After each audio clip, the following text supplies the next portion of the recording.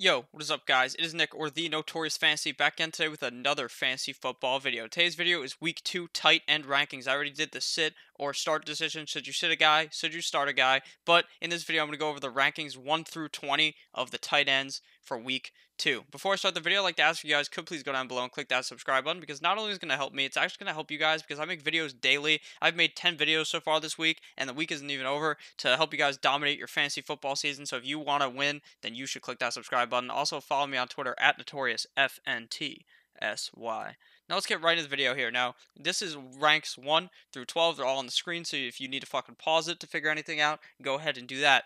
So the first guy is Travis Kelce at Oakland, at the Raiders. This is like a no-brainer to me. Travis Kelce, when he's playing, should be the best tight end, especially in a matchup against Oakland. That could be a very high-scoring game. I think that Travis Kelce has the opportunity to be the #1 tight end this week.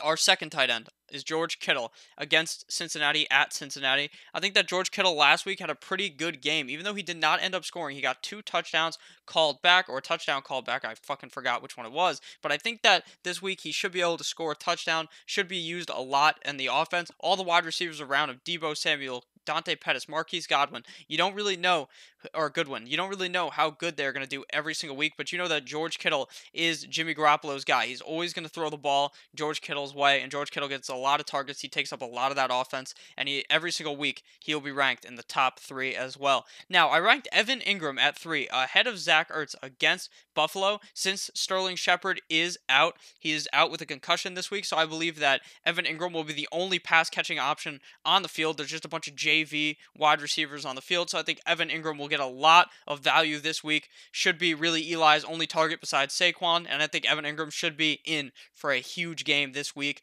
against Buffalo.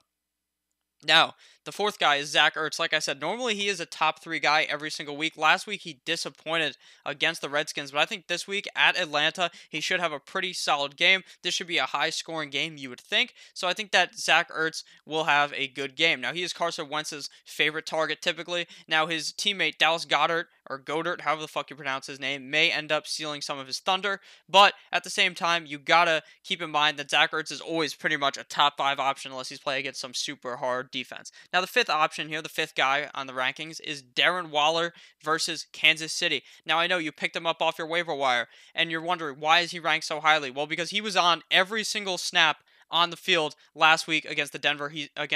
He's always on the field. He is like Jared Cook from fucking last year. He is going to be amazing in this offense. It is really just him, Josh Jacobs, and Tyrell Williams. Those are the big names on the team. They're going to be getting a lot of usage. I think Darren Waller this week could potentially even have a top 3 game this week against Kansas City. It should be a high-scoring matchup. Next, number 6 ranked tight end this week is Mark Andrews of the Baltimore Ravens. He's playing against the Arizona Cardinals, and I think just like last week, Mark Andrews will end up getting a shit ton of yards. Now, I think that Arizona is going to plan for Lamar Jackson to run. They're going to think he's going to run, just like a lot of teams. Now the teams are very confused because Lamar Jackson can now both throw and run the ball. He used to only really be able to run it. He used to be, a lot of people make fun of him, like myself, for being a running back. Now it turns out he can actually throw the ball. One of his favorite targets was Mark Andrews. Now I know Mark Andrews wasn't in on all the snaps or anything like Darren Waller, but I'm not too worried about that. I think Darren Waller will be out there to score a touchdown potentially and get a bunch of yards for your fantasy football team and help you win your game. Now, the 7th ranked guy. This is where I had trouble ranking some guys. 7, 8, and 9 and 10, I was kind of confused on where to put these guys. So at 7, I went with TJ Hawkinson versus the LA Chargers. Now, I liked how TJ Hawkinson had a huge game last week, and you can't expect it to be exactly like that. But I do think he is one of those guys that Matt Stafford is going to key onto on the offense. Personally, I don't think Danny Amendola really is going to have a good game again, so I think TJ Hawkinson is going to be getting a lot of targets on that team. I know that the Chargers have a pretty good defense, but he should still be able to play pretty well against them.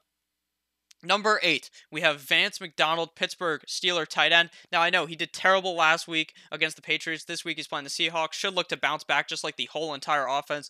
Juju, Ben, Vance, Connor really did not help you win your fantasy football game last week, but I think they will all be helpful this week. Vance McDonald should be one of the top targets on the team. He wasn't really used all that much last week. Now, what Big Ben probably realized was that Dante Moncrief apparently just doesn't have hands. I believe he caught like 3 balls and he got like a million thrown to him, so it was just embarrassing. So I think Vance McDonald will get a lot more work this week. Now, the number 9 tight end is Delanie Walker, tight end of the Tennessee Titans, and he's the old man. He's playing against the Indianapolis Colts. Now, I don't necessarily love starting him this week, but a lot of these guys around, after like the top 6 guys, I'm just very unsure of how they will play. Now, Delanie Walker and Mariota played pretty fucking good last week. I think that they could play pretty good against Indianapolis.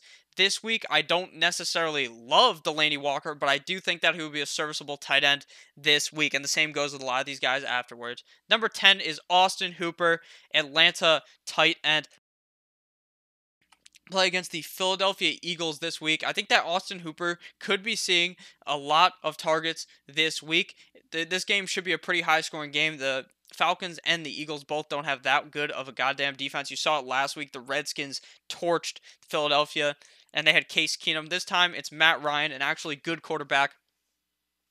And we should be pretty scared of what's going to happen in this game. I think Julio Jones is going to have a huge game. I think Hooper has potential to have a huge game as well, so I like him here at 10. Now, number 11 is Jared Cook on the Saints against the LA Rams. Now, I know last week Jared Cook really disappointed. I thought he was going to be a lot better, but I think this week this is going to be a high-scoring game between the Saints and the Rams. The Rams are going to be looking, or the Saints are going to be looking to get revenge for the AFC champion or the NFC Championship game. My bad, guys. And I think that Jared Cook is going to have quite a good game. I think he will get a lot more usage this week. Last week, the game was kind of going back and forth. It seemed like the Saints were down, so they had to like sling the ball like 8 million fucking yards. So they were throwing it to Traquan Smith, Ted Ginn. I think this week it'll be more of a dink and dunk type of deal, trying to get their way to the end zone. And Jared Cook should be heavily involved this week. Number 12, the end of my top 12 is David Njoku, the Chief, on the Browns against the New York Jets. Now, I'm firing up all Browns this week very highly. I think that the Browns are going to demolish the New York Jets because Super Bowl Sam has mono, Sam Darnold has mono. The Jets are going to get destroyed at their own stadium in front of MetLife. The fans are going to be crying. They're going to be wearing paper bags because Sam Darnold just screwed them out of any chance of making the playoffs. David Njoku is going to destroy the Jets this week. I think that last week he scored a touchdown, so he was pretty serviceable for you. I don't know if he'll score a touchdown this week, but what I do know, he will be heavily involved. Baker Mayfield is going to try to get to play better. He played pretty shit last week. I think this week will be a lot better. And now we're going through 13 through 20. Number 13 is Jimmy Graham. Going against the Minnesota Vikings at Green Bay. Now, I think that Jimmy Graham is a guy that every single week I would just take a flyer on if he's available. You just play him because if he's on an offense that is going to be scoring touchdowns with Aaron Rodgers. I think they're going to score more than last week against the Bears. Jimmy Graham obviously scored last week. I think Jimmy Graham is just a guy you should start every week. Like I said, he's a guy that you throw in, hope he scores that touchdown, hope he catches a few balls, and you'll end up with a good tight end that week. Now, a guy who number 14, Vernon Davis against Dallas, is a guy that I thought of putting ahead of Jimmy Graham, the only guy I thought about putting ahead of Jimmy Graham, because I just love Vernon Davis. Now, Jordan Reed is likely going to be out this week as I'm recording this. It doesn't seem like he's going to play. I'm recording this at 9:13 at about 7:30 p.m., and I think that Vernon Davis should have a huge game again. Last week he scored a touchdown, hurdled the fuck out of that guy. I think he should have a pretty good game this week against Dallas. Number 15 is Eric Ebron. Now, I think that Eric Ebron, I don't love starting him this week. Number 15 through 20, I have no idea about these guys. These guys you need a touchdown for them to do something. So Eric Ebron's playing against Tennessee. Tennessee has a pretty good defense, and they're at home. Tennessee is at home, so the Colts are away. I think that Eric Ebron should be used more than last week, but I'm not sure how well that will go for them. I think Eric Ebron could be solid. That's why I have him ranked at 15. Now, 16, I have Tyler Eifert on the Bengals against San Francisco. Now, I don't love this start either. I don't love Tyler Eifert this week. It seems like him and CJ Uzma are fucking getting like 50-50 snaps at the tight end position. It's very confusing, but Tyler Eifert should be used slightly more, and I think that him and Andy Dalton have a career of working together, getting that connection, so I think he should be fine. Number 17 is Kyle Rudolph of the Minnesota Vikings going against Green Bay. Don't love this start either, but I think Kyle Rudolph should be passing the ball a lot more this week on Minnesota. Last week they only threw the ball 10 times. Kirk completed 9 of 10 passes, but I think Kyle Rudolph should be more involved. The passing game should be more involved this week, so I don't mind starting Kyle Rudolph. At 18 through 20 is the true you're throwing your everything out the window. Noah Fant did not play all that well against the Raiders last week. This week he's going against Chicago, which seems like an even harder matchup. Now, what I think is that if Flacco's just checking it down to Noah Fant, he's going to end up having a good game. If Flacco ends up trying to be a gunslinger, throwing it all down the field everywhere, then I don't think Noah Fant is going to be in for a good game. He is very risky, just like a lot of these guys here from the 13 through 20 ranking spot for the tight end position this week. Number 19, we have Dallas Goedert, however you pronounce his name, at Atlanta. Zach Ertz's teammate. He gets a lot of snaps on the team. I think Goedert could potentially score, so that's why I have him ranked in the top 20. I think it's going to be a high-scoring game, like I said, and if Goedert gets in there and vultures that touchdown from Ertz, not really vultures, but scores the touchdown instead of where Ertz would be, you obviously would have had a good week. And number 20 is Jack Doyle at Tennessee. Him and Eric Ebron, to me, very hard to rank. Well, I think Eric Ebron has more touchdown upside. Jack Doyle should be on the field more because he's better blocking tight end.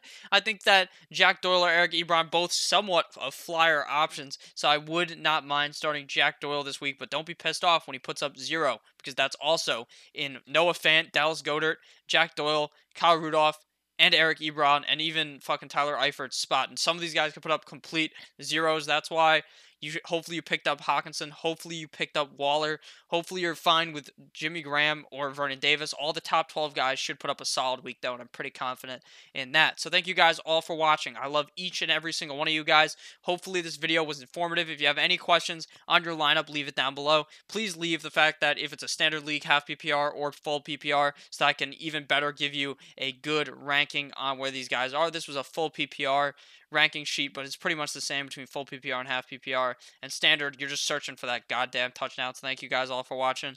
I love you all. Good boy.